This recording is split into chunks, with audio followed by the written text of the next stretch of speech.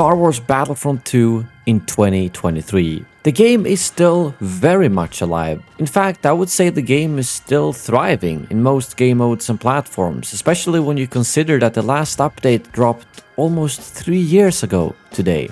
April 2020, so still a couple of months off from that 3-year anniversary. But still, time has really flown by, and the fact that we are still getting new content to this game, new things to discover, enjoy, and have fun with is so incredible to me. Both that there are still so many players willing to give this a go and fill up the servers, but also that there are so many people involved developing these new features, mods, and services that allows us to enjoy the game today in ways we could not do 3 years ago. Obviously, back in 2020, it was a big disappointment when they decided to cut off the support of this game, because that was almost at the game's peak. There were so many players playing the game and being excited for every single update every month, no matter if it was a big one with a new hero and map or if it was just a smaller update with a couple of skins. I think we all know that if they would have continued the support, this game would be absolutely thriving today. Not only with players, but probably also with making money. I would be willing to bet that a good monetization system in Battlefront 2 would have made way more than they could have ever hoped to make from microtransactions or skins in Battlefield 2042. They're never gonna own up to that mistake, and obviously the big proof was that the majority of the Battlefront 2 developers simply left DICE after they cut the support. In case you didn't know, Dennis Brenval, who was the lead design director on the game, actually started up his own studio a while back, where a lot of the old Battlefront 2 developers now work. Unfortunately, they are not working on Star Wars stuff, since that's a big license, you need to get in there through a big publisher. But they are making RPGs, that's all they've said, so if you're interested in RPGs, definitely keep your eyes peeled on Dennis' new studio. But back to Battlefront 2, what kind of state is this game in right now? Well, from my personal experience, I can mostly speak about PC, which is usually the smallest of the platforms. The last time we could see official numbers for all platforms was actually for Battlefront 1, and at that point PC was only 10% of the player base. I don't know if that's still true for Battlefront 2, tricky to say, but the fact that I can log on pretty much any time of the day and play any of the modes that I do like, which is Galactic Assault, Supremacy, Heroes vs Villains, Blast, or Co-op, and have no issues finding games, makes me think that the play base is probably pretty solid on all platforms. There are obviously going to be exceptions to that, smaller modes, areas in the world where it's not as populated like in Australia. I remember there were issues there even at the launch, but overall I think the game is still in a very healthy spot, despite no official updates. But what about the non-official updates then? That's definitely what's keeping the game alive, on PC at least. Because the amount of mods and services dropping is absolutely astounding.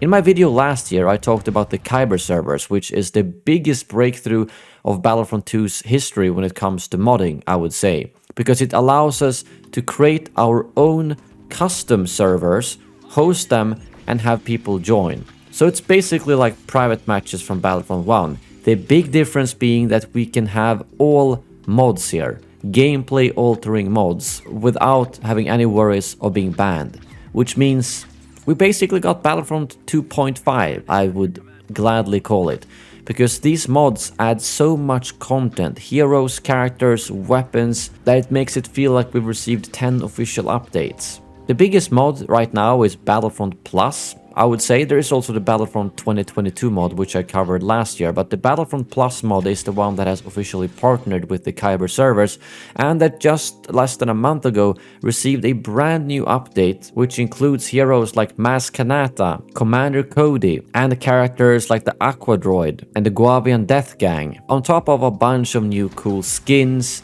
weapons, and whatnot.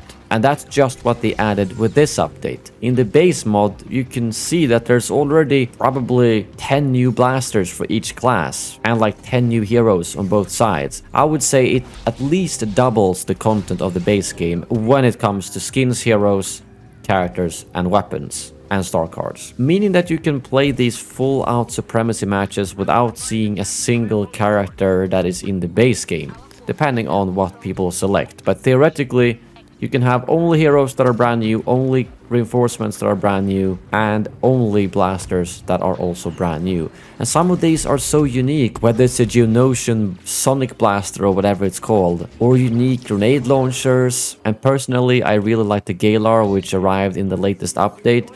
On top of that, there are blasters such as the Fire Puncher, where the bolts actually bounce off surfaces. And that's still just scratching the surface. It would take me an hour if I would honestly go through all of the different blasters, abilities, and whatnot. And they recently also added star cards for all of those new heroes too, giving you even more customization and depth. So I really can't recommend you guys enough. If you have the game on PC, download the mods and try out the Kyber servers. It's really simple. I'm not gonna make this into a tutorial video, but the base premise is that you need the Frosty mod manager, which is used to launch all mods, and then you need the Battlefront Plus mod and the Kyber client downloaded. That's literally it. There's a small little fix you need to do the first time you try the mods by changing out a file in the folders, but that's also very clearly described on the mod pages. But other than that, all you gotta do at that point is either host your own server or click join on kyber.gg and then launch the game through the mod manager, and boom, you are ready to play. And if you don't own the game on PC, I would argue that it's worth the extra dollars you have to pay to buy the game on a new platform. Obviously, if you don't have a gaming PC at all, it's tricky because getting a PC just for one game might not be worth it. But if you do have a PC and you don't have Battlefront 2 on it, buy it. I promise you, you will not be disappointed. I'm very excited to see how this mod is gonna grow and how Kyber is gonna evolve too, because I do know they are planning to make a Kyber 2.0, which is gonna be more built into the game so that you don't even have to go to like a browser to launch and join the servers. But that might take a while to do considering it's way more complicated. But overall, Battlefront 2 is in a very good state in 2023. Especially considering how long ago we got an official update, so you always gotta take that into consideration. And I feel like this is the kind of game that I will always come back to. Yes, there are definitely periods of time now where I don't play the game for a couple of weeks or sometimes months, but I always enjoy coming back to it because it's such a great base game. And if you do add these mods, it almost feels like being back in 2017 and playing all of it for the first time again, which is an incredible feeling. I also wanted to let you guys know that if you want to support the channel and get some clean, subtle Star Wars merch, feel free to check out my Sheev merch at sheev.shop. Clean design, made to not stand out too much, and the Aurebesh below the logo says unlimited power. If you want to support the channel, feel free to pick one up. Link will be in the description below, and all purchases will also get a personalized thank you video. Anyways, I hope you guys enjoyed this video. Thank you very much for watching, and as always, may the Force be with you.